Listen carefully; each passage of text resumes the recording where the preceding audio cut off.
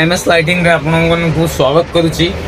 मु आपण मानक आज 9 वाट रॉ मटेरियल देखी जदि नापी चाहूँगी ताले आम सहित भिडियो रुहतु आमर मटेरियल क्वालिटी केमी कौ भाया मटेरियल केते वर्ष आर लाइफ रही है सब विषय में कहि देखो ये हूँ आपणकर 9 वाट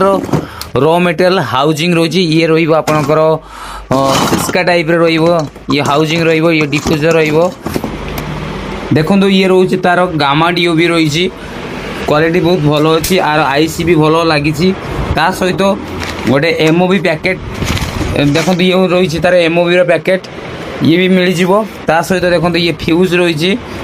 ये भी मिल जामती आप बनई पारे